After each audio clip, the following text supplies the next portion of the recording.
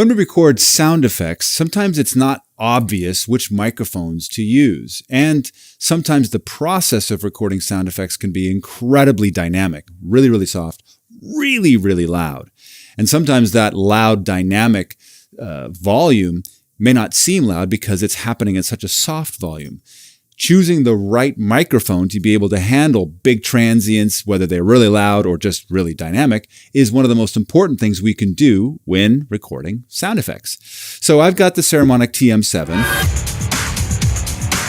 This is a hypercardioid, great for rejecting sounds on either side, but great for picking up really nice full range sounds while we're on axis. And to test this series of microphones that we're going to go through, I'm going to use one of the most difficult things to record that there is, keys.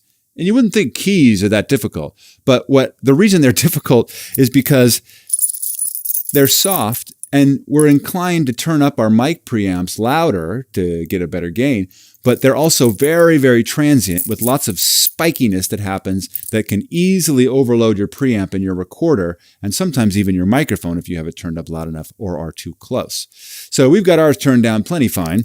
Let's check out and see how the Tm7 sounds with recording keys. Let's try the Tm1.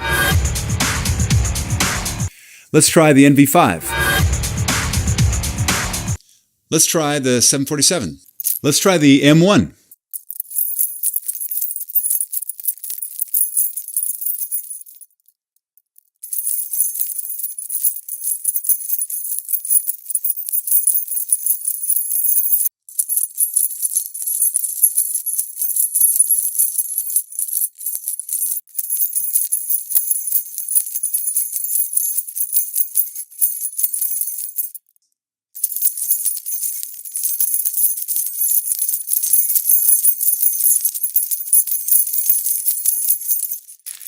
So that's a dynamic microphone, and the rest were condensers. And you can really hear the difference between that dynamic feeling and the condenser, especially with stuff that's high frequency like keys.